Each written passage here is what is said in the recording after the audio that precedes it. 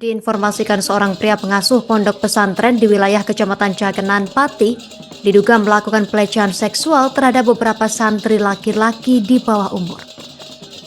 Seorang korban warga Kecamatan Jaken melapor ke Polresta Pati pada Sabtu 2 Agustus 2025 kemarin dan kuasa hukum korban, Dedi Gunawan, mengatakan bahwa korban kekerasan seksual dari oknum pemimpin pondok pesantren tersebut lebih dari satu. Untuk informasi selengkapnya, sudah dihimpun oleh jurnalis kami dan saat ini sudah terhubung bersama kita rekan Mas Kahauzan, jurnalis Tribun Muria pemirsa. Rekan Mas, silakan informasi selengkapnya. Baik Justina, terima kasih. Saya laporkan dari Pati, Jawa Tengah bahwa mengemuka dugaan kasus kekerasan seksual yang dilakukan oleh salah satu pemimpin pondok pesantren di wilayah Kecamatan Jakenan, Kabupaten Pati, dan dilaporkan bahwa korbannya ada lebih dari satu orang santri laki-laki yang berusia masih anak-anak atau di bawah umur. Dan kasus ini mengemuka setelah salah satu korban didampingi wali dan kuasa hukumnya melapor ke Polresta Pati pada hari Sabtu 2 Agustus 2025.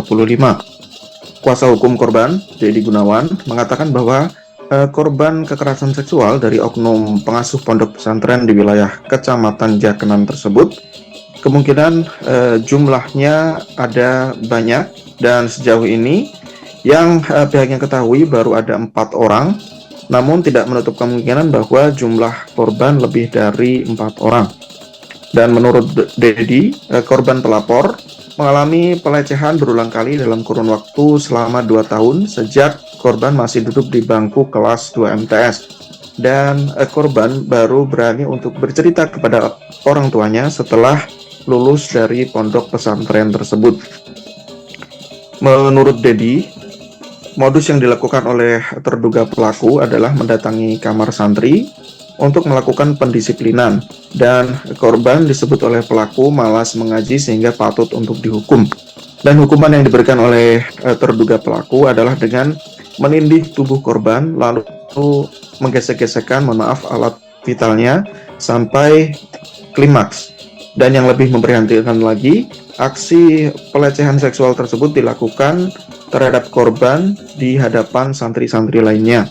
Selain dilakukan di kamar pondok, menurut Dedi, aksi tidak terpuji tersebut juga dilakukan di kamar sang pengasuh pondok pesantren. Dan menurut Dedi, saat ini para korban dalam kondisi trauma, bahkan beberapa di antaranya tidak nyambung saat diajak berkomunikasi dan pandangannya seperti kosong, seperti itu. Dan untuk diketahui, di antara keempat korban yang melapor ini, di antaranya ada yang sudah tidak memiliki ayah dan juga tidak memiliki ibu atau berstatus anak yatim. Dan Dedi juga menambahkan bahwa pihak terduga pelaku sudah mengakui perbuatannya, dan pihak keluarga sudah menyimpan barang bukti video berupa pernyataan pengakuan dari terduga pelaku. Dan untuk diketahui, terduga pelaku juga sempat menawarkan perdamaian atau penyelesaian secara kekeluargaan tanpa proses hukum. Namun pihak keluarga korban menolak dan tetap akan melanjutkan kasus ini ke dalam proses hukum dengan harapan agar tidak ada lagi korban lain yang berjatuhan. Demikian Justina, saya laporkan dari Pati, Jawa Tengah, kembali ke studio.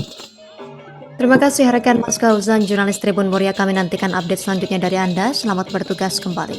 Pemirsa, berikut keterangan dari Dedi Gunawan, kuasa hukum korban. Iya, jadi ceritanya begini. Ketika dia lulus dari wisuda, dia lulus dari pondok tersebut, orang tuanya kan seneng nih, mau ada acara syukuran nih. Lalu kemudian menyuruh anaknya untuk mengundang oknum pimpinan pondok tersebut untuk di acara syukuran tersebut, tapi menolak. Tapi sempat datang juga si korban tersebut ke tempat pondok tersebut. Nah, sempat diajak lagi, tapi beliau menolak. Si anaknya, bukan beliaunya, si korban ini menolak, melawan gitu ya. Dan akhirnya kebukalah ini semua. Dia lapor ke orang tuanya, karena orang ini kan ibunya sudah meninggal ya, tinggal bapaknya saja. Nah, sementara yang satu korban lagi, inisial F begitu, bapaknya sampun kapunut ya, bapaknya sudah kapunut. Download Tribun X sekarang, menghadirkan lokal menjadi Indonesia.